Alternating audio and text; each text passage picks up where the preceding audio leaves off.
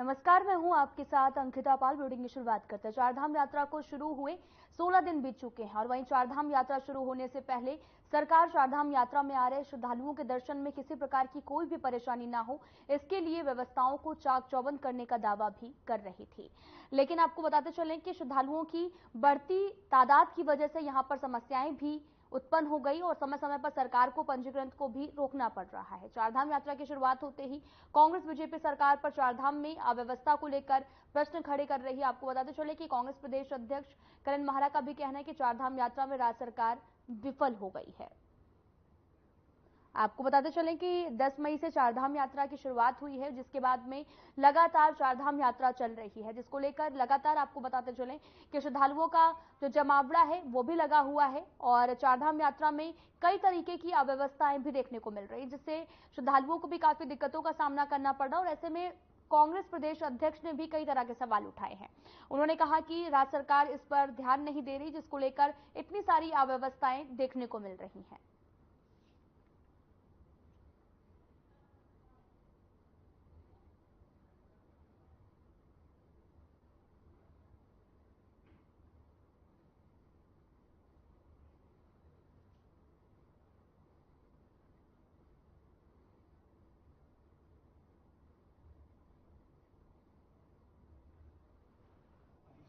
सरकार के पास कुछ नहीं है, इसीलिए होम मिनिस्ट्री दिल्ली को कई चीजें अपने हाथों में लेनी पड़ी है।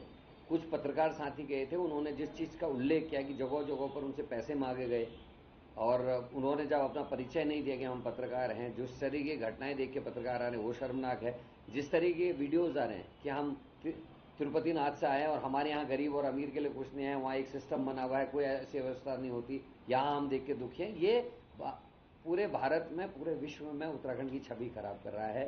सरकार सोई भी है, सरकार को अंदाजा होना चाहिए था किस चीज का इंतजाम करना है। और एक बार रजिस्ट्रेशन को आप प्रॉपर करिए ना, क्यों नहीं करा रहे? आपका 7 महीने पहले या 8 महीने पहले रजिस्ट्रेशन स्टार्ट हो जाना चाहिए और जो रजिस्ट्रेशन है उसके आधार पर ही कार्रवाई अगर होगी तो आने वाले 2-3 साल में ये चीजें व्यवस्थित हो जाएंगी। आदमी आएगा ही क्यों जब पता होगा कि बिना रजिस्ट्रेशन के जाने नहीं दे रहे। लेकिन आपने ऐसा कुछ नहीं किया, आप 1 महीने पहले खोलते हैं, रजिस्ट्रेशन के पहले दिन आपके यहां लाठीचार्ज हो गया तो निश्चित ही गंभीर है और ये उत्तराखंड की छवि खराब करने वाला है। चारधाम यात्रा जहां हमारी लाइफलाइन थी, पंडा पुरोहित से लेके छोटे दुकानदारों से लेकर होम स्टे तक, सबके लिए रोजी रोटी का ये सवाल है, उत्तराखंड की इकोनॉमी का सवाल है, उत्तराखंड की छवि का सवाल है। लेकिन सरकार ने इस मौके को गंवाया है और लोगों के बीच में उत्तराखंड की छवि खराब हुई है। मृत्यु की बात जहां तक आई, आप सभी पत्रकारों को मैं धन्यवाद देता हूं, आपने मेरी बात को भी दिखाया था और खुद भी इस बात की चिंता जाहिर की थी। पोस्ट कोविड इफेक्ट के साथ साथ कोविड में लगे हुए टीके के भी अब साइड इफेक्ट आने लगे हैं। ऐसे में हमने कहा था कार्डियक डॉक्टर आने चाहिए और जितनी 56 से ज्यादा आप जो मौतें बता रहे हैं उसमें मैक्सिमम मौतें जो हार्ट अटैक से हुई हैं। सरकार ने कार्डियक डॉक्टर्स क्यों नहीं लगाए? क्यों वहां ऑक्सीजन की व्यवस्था नहीं थी? इस बार ये फिर मेरा प्रश्न है, पिछले यात्रा में भी ये प्रश्न था, मौत के आंकड़े छिपाने पड़े और इस बार फिर वही स्थिति है और सरकार स्थिति को संभालने की स्थिति में नहीं है।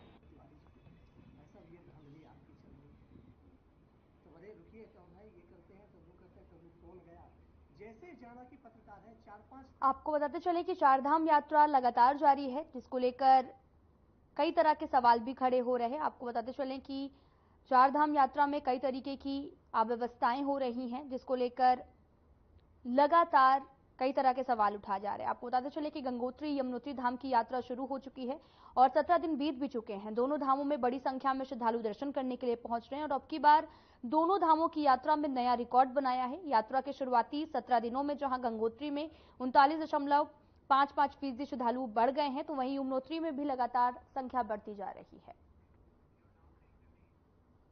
एक तरफ गर्मी की मार तो वहीं दूसरी ओर बिजली का संकट लोगों के लिए जी का जंजाल बनता जा रहा है।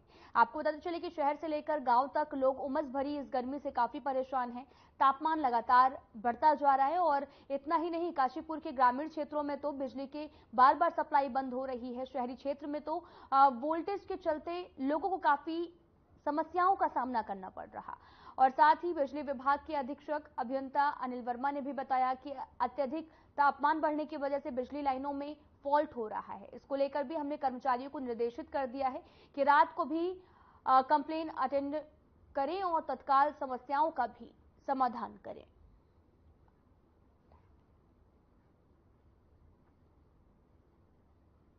आपको बताते चलें कि एक तरफ गर्मी तो वहीं ऊपर से बिजली की कटौती, जिसकी वजह से लगातार लोगों का गर्मी में जीना मुहाल हो गया है। आपको बताते चलें कि लगातार गर्मी से लोग हैं जो काफी परेशान नजर आ रहे हैं। वहीं आपको बताते चलें कि बिजली की सप्लाई बंद हो गई है, जिससे जी का जंजाल बना हुआ है और लोगों को भी काफी परेशानियों का सामना भी करना पड़ रहा है। आपको बताते चले कि सिस्टम के एक्शन के बाद भीषण गर्मी की मार से लोगों को भी झेलनी पड़ रही है। अतिक्रमण की कार्रवाई कर चलते लोग भी बेघर हो गए हैं और अब गर्मी से उनके सामने भी अब दुविधा है। आपको बताते चलें कि लगातार गर्मी से सभी लोग जो हैं वो परेशान नजर आ रहे हैं।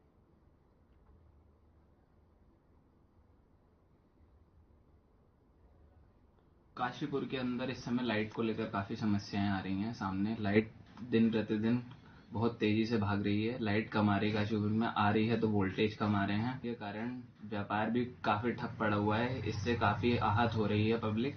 और हमारी जो उत्तराखंड सरकार से गुजारिश है कि लाइट में इतनी कटौती ना करें और लाइट भरपूर दें।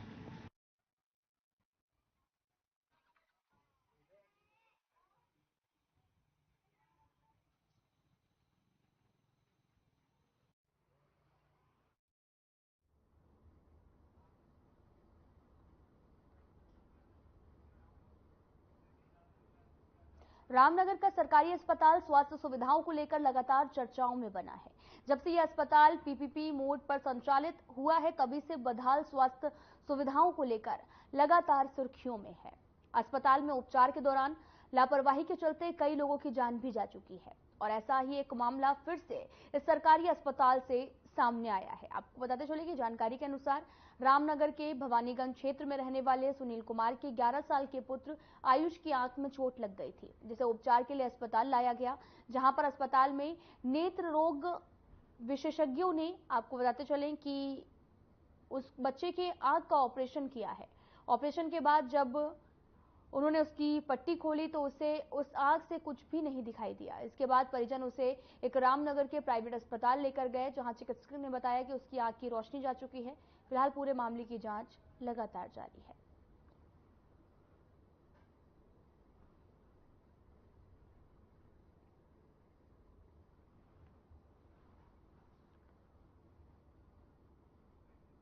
आपको बताते चलें कि लापरवाही का मामला सामने आया है।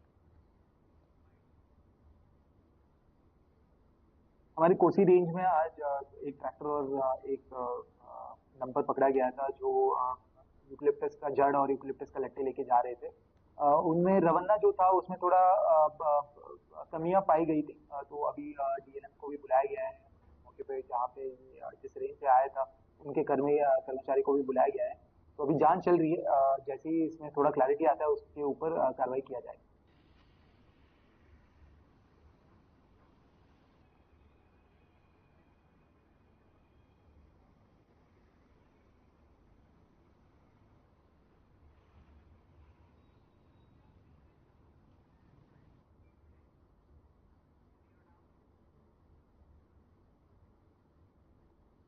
रामनगर वन विभाग ने आपको बताते चले कि टीम ने शिवलालपुर चुंगी के पास से यूकेलिप्टस से भरा एक डंपर और जड़ों से भरी एक ट्रॉली को संदिग्ध पाए जाने पर पकड़कर पूछताछ की है।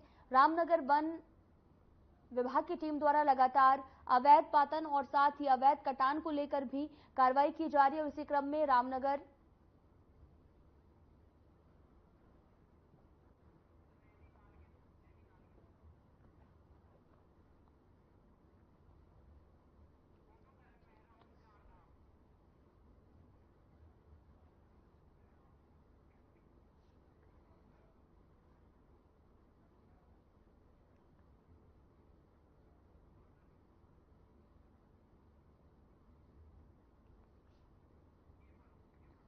चारधाम यात्रा में श्रद्धालुओं की भारी संख्या में बढ़ती भीड़ के कारण समय समय पर सरकार को पंजीकरण को रोकना पड़ रहा है। आपको बताते चलें कि चारधाम यात्रा लगातार जारी है, जिसको लेकर आपको बताते चलें कि श्रद्धालुओं का आंकड़ा जो है वो लगातार बढ़ता भी जा रहा है और आपको बताते चलें कि इसी दौरान कांग्रेस प्रदेश अध्यक्ष करण महारा का भी कहना है कि चारधाम यात्रा में राज्य सरकार विफल हो गई है, इसलिए केंद्र सरकार की निगरानी में ये यात्रा चल रही है।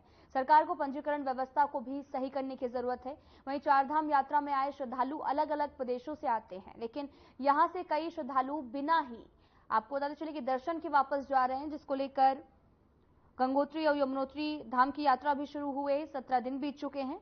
दोनों धामों में बड़ी संख्या में श्रद्धालु दर्शन के लिए पहुंच रहे हैं और अब की दोनों धामों ने एक नया रिकॉर्ड भी बनाया है।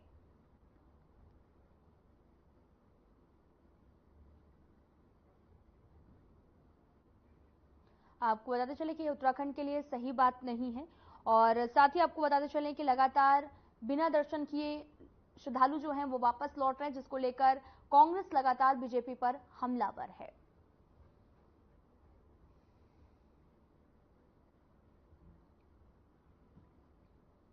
जिस तरह के वीडियोज आ रहे हैं कि हम तिरुपति नाथ से आए और हमारे यहाँ गरीब और अमीर के लिए कुछ नहीं है, वहाँ एक सिस्टम बना हुआ है, कोई ऐसी व्यवस्था नहीं होती, यहाँ हम देख के दुखी हैं, ये पूरे भारत में, पूरे विश्व में उत्तराखंड की छवि खराब कर रहा है।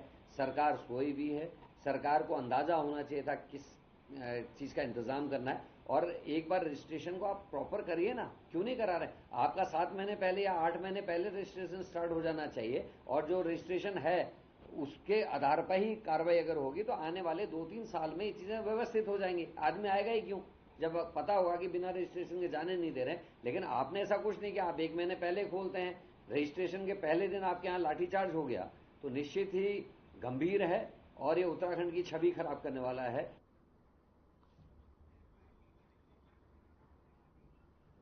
चारधाम यात्रा को लेकर स्वास्थ्य विभाग लगातार अलर्ट मोड पर है। यात्रियों के स्वास्थ्य को प्राथमिकता पर रखते हुए लगातार उनकी स्क्रीनिंग भी हो रही है। इस बात को लेकर उत्तराखंड की DG health doctor Vinita Shah ने भी कहा कि हमारी कोशिश है कि यात्रा पर जाने से पहले अधिक से अधिक यात्रियों की स्क्रीनिंग की जा सके। साथ ही उन्होंने ये भी कहा कि अभी तक लगभग 1,87,000 लोगों की स्क्रीनिंग हो चुकी है, जिसमें से लगभग 5,461 लोगों के स्वास्थ्य में दिक्कत पाई गई है।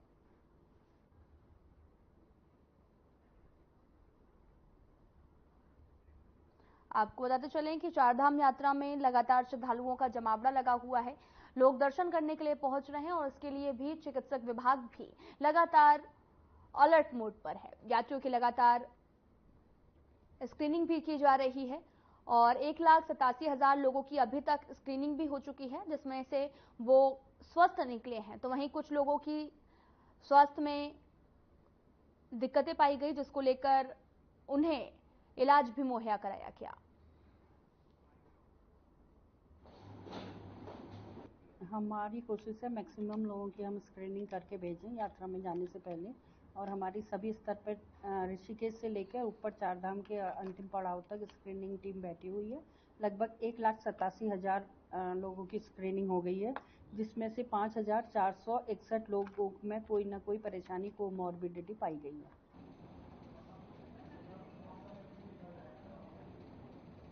बात देखोगे ना तो उतना नहीं रहेगा।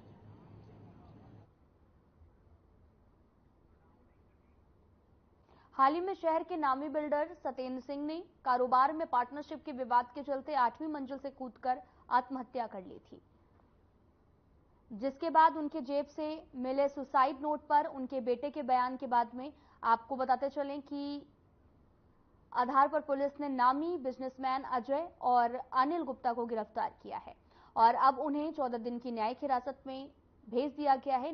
लेकिन इसी बीच अब ये मुद्दा सियासी मोड़ भी लेने लगा है। कांग्रेस इस मामले को लेकर शासन प्रशासन को घेरती हुई नजर आ रही है।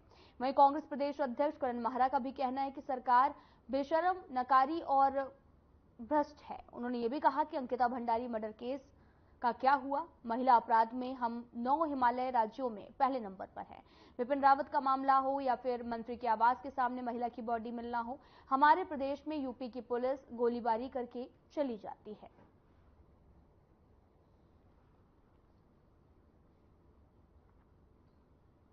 आपको बताते चलें कि पूरा मामला देहरादून का है, जहां पर मामले को लेकर सियासत भी लगातार जारी है। सरकार को घेरती हुई कांग्रेस जो है वो नजर आ रही है। साहनी बिल्डर हत्याकांड का ये पूरा मामला है, जिसके बाद में फ्रॉड के चलते उन्होंने आत्महत्या कर ली और जिसके बाद में लगातार इस खबर पर बवाल भी मचा हुआ है। सानी बिल्डर हत्याकांड का मामला अब तूल पकड़ने लगा है। फिलहाल इस पूरे मामले की जांच में पुलिस जुटी हुई है।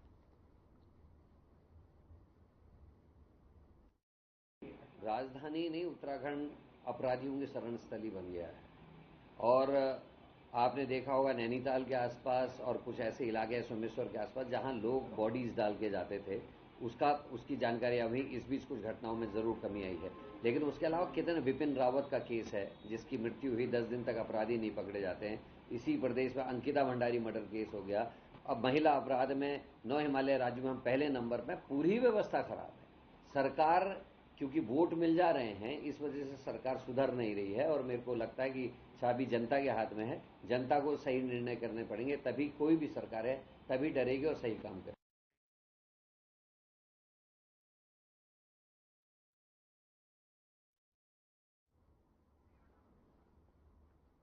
चारधाम यात्रा के दौरान एक हेलीकॉप्टर में अचानक से तकनीकी खराबी आने से बेकाबू हो गया, जिसके बाद हेलीकॉप्टर की इमरजेंसी लैंडिंग भी कराई गई। ये पूरा मामला चारधाम यात्रा के दौरान का है, जहां पर हेलीकॉप्टर में अचानक से तकनीकी खराबी आ गई, जिसके बाद बेकाबू हो गया और अचानक से इमरजेंसी लैंडिंग कराई गई।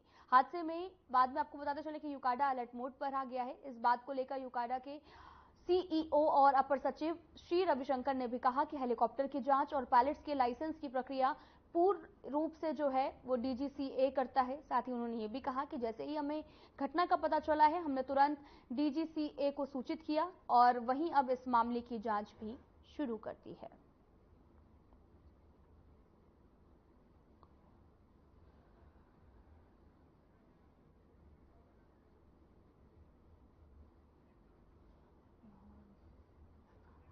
आपको बताते चलें कि अलर्ट मोड पर यूकाडा है और इसे लेकर आपको बताते चलें कि चारधाम यात्रा के दौरान इमरजेंसी लैंडिंग जो है वो कराई गई है। तकनीकी खराबी के चलते हेलीकॉप्टर बेकाबू हो गया था, जिसको लेकर ये लैंडिंग जो है वो कराई गई है।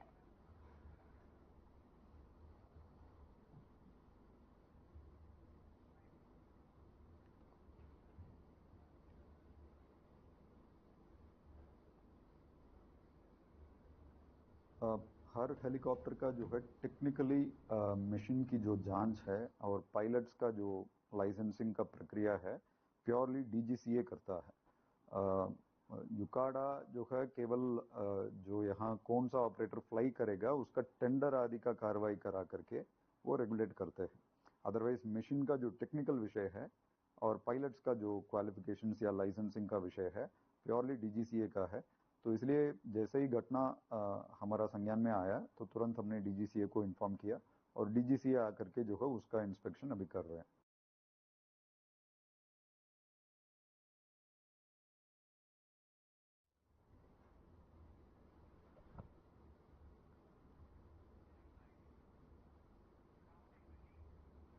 मुख्य सचिव राधा रतूड़ी ऋषिकेश पहुंची हैं, जहां ऋषिकेश यात्रा पंजीकरण कार्यालय परिसर में निरीक्षण कर अधिकारियों के साथ बैठक की है। चारधाम यात्रा व्यवस्था को लेकर इस बैठक का आयोजन किया गया। आपको बताते चले कि राधा रतूड़ी और गढ़वाल कमिश्नर के साथ अन्य अधिकारी भी इस बैठक में मौजूद रहे हैं।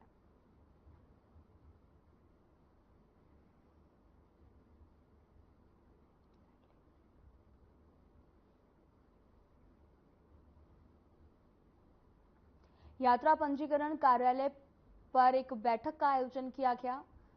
चारधाम यात्रा की व्यवस्थाओं को लेकर ये बैठक की गई है। राधा रतूड़ी का ऋषिकेश दौरा रहा और अधिकारियों के साथ उन्होंने बैठक की है और बैठक कर तमाम जानकारियां भी ली हैं। दरअसल आपको बताते चलें कि चारधाम यात्रा 10 मई से शुरू हो चुकी है, जिसको लेकर लगातार श्रद्धालुओं का संख्या जो है वो लगातार बढ़ती जा रही है, जिसको देखते हुए राधा रतूड़ी ने ऋषिकेश का दौरा किया और साथ ही वहां का हालचाल भी जाना है।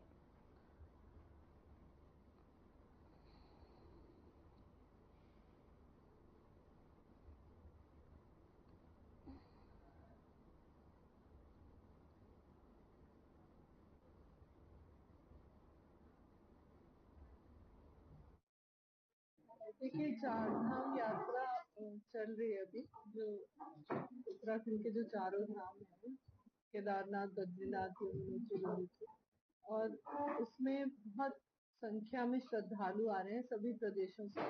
और यात्रा का जो एक मुख्य पड़ाव है वो ऋषिकेश है, क्योंकि ऋषिकेश से ही यात्रा ऊपर जाती है चारों धाम की।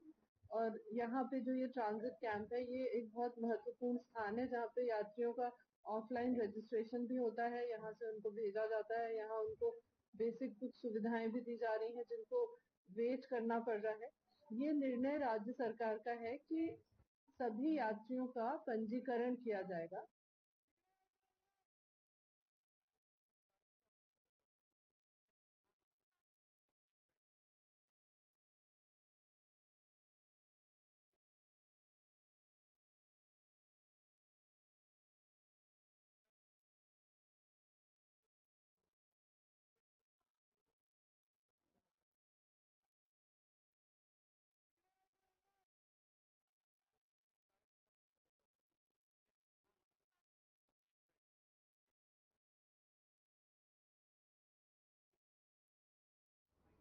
फिलहाल इस वीडियो में इतना ही। नमस्कार।